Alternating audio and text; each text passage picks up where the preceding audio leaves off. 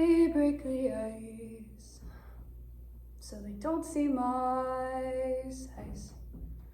And I have to be nice, or I'll be the next punch line. Sometimes it's like I forget I even went into the Severy, and there I am, my plate full of food I don't remember taking, and my compulsion to clear my plate, ensuring that I ate every last bit.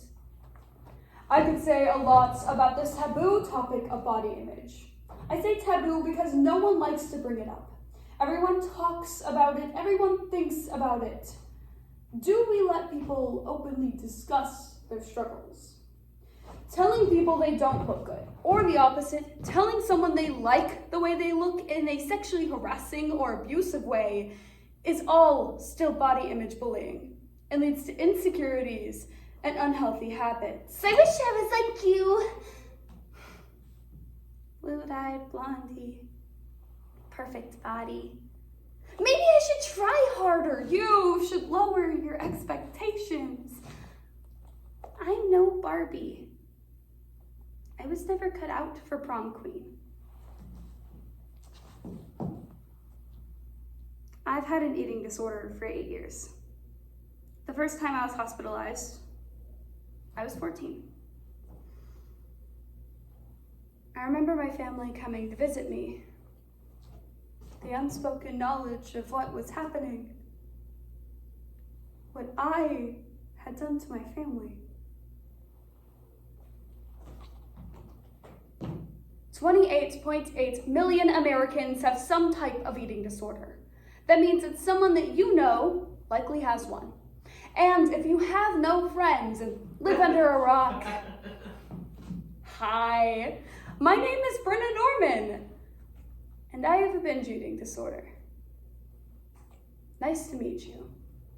Binge eating is one of the many eating disorders that is often overlooked and disregarded. Today, we will talk about anorexia, bulimia, binge eating, and the body issues that lead to eating disorders. Because when we talk about these issues, everyone's battle should feel represented. With poetry, Fat Funny Friend by Maddie Zom and Prom Queen by Beach Bunny, drama anonymous monologues from Princeton students, and the blog My Body Image Story by Sam Cutler, Fat Funny Friend, a program, because everyone deals with these issues, regardless of race, gender, and size. And hey, it may even be someone that you know who is tired of being overlooked. Can't be too loud and can't be too busy. If I don't answer now, are they still gonna need me? Can't be too proud and can't think I'm pretty. Do they keep me around so their flaws just seem silly? Ever since 10th grade, I knew I was getting fat. I tried everything out there. Calorie counting apps, post-it notes on foods I shouldn't eat, fasting, you name it. Yet at 1 a.m. I would blink, and that bag of tortilla strips would be gone. I felt powerless, defeated by inanimate objects, or more likely, my own brain. 8 years ago, I went into treatment, and I generally considered myself recovered after a few years. I'm not sure if I believe in being fully recovered. It's sort of like an alcoholic. You're always an alcoholic, just a recovering alcoholic, except you can't abstain from food like you can abstain from alcohol. You have to face it every day for the rest of your life. I say I'm okay, because they wouldn't care anyway, and I could try to explain, but my efforts in vain. They can't relate. I can no longer look in full-length mirrors. The thought just terrifies me. I never grew out of thinking I'm supposed to be dainty, a wisp, a fairy.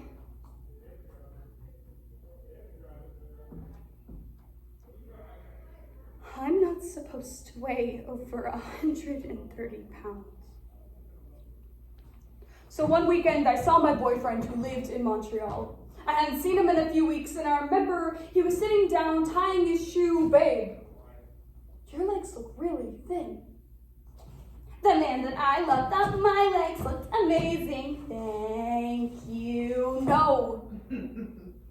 Like sick, skinny.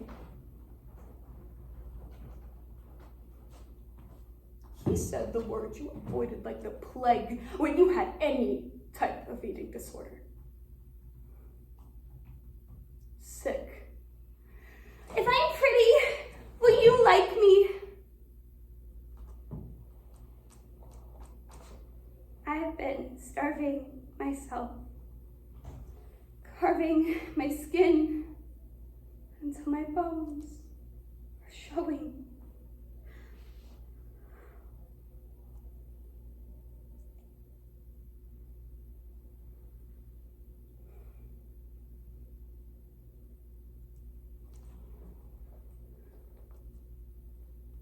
Teach me how to be okay. Since my time in the hospital, I had some minor relapses, but never anything serious. But now, 8 years later, I'm in a full-blown relapse. But it's different this time. There are things people say eating disorders are about: the media, perfectionism, control.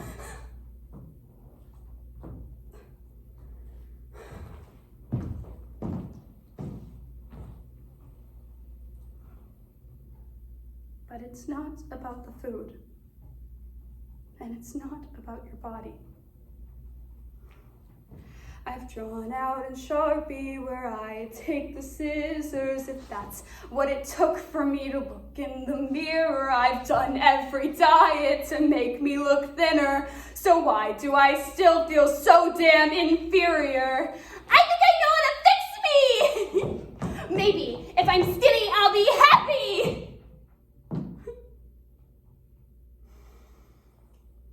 I know that's not true. I've read the self-help articles. Wouldn't it be nice to wear that old pair of jeans just one more time? The ones that said super skinny like it was a superpower. The ones that stay at the bottom of my shallow drawers as a reminder of my failure.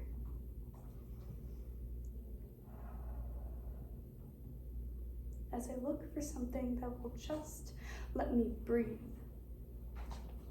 It still seems strange to me that I never thought, if the person I was crazy about, that I looked too thin, I should reconsider my habits.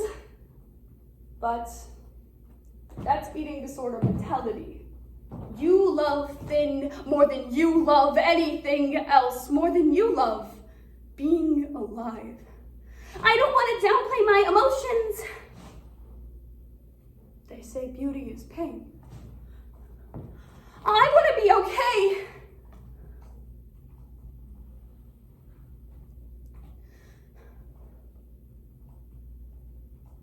I want to be okay. When I was 14, I cared about being thinner, finally being one of the pretty girls. But this time, it is a pure self-destruction. A slow suicide. I want to be disgustingly thin. I want people to see that I need help and I'm hurting.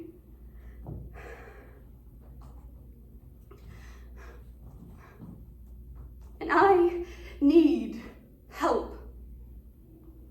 It's funny when I think a guy likes me, and it's funny when I'm the one who says let's go to eat. It's funny when I'm asked to go out on Halloween, dresses and thigh-highs while I hide my body. Everyone sees beauty differently.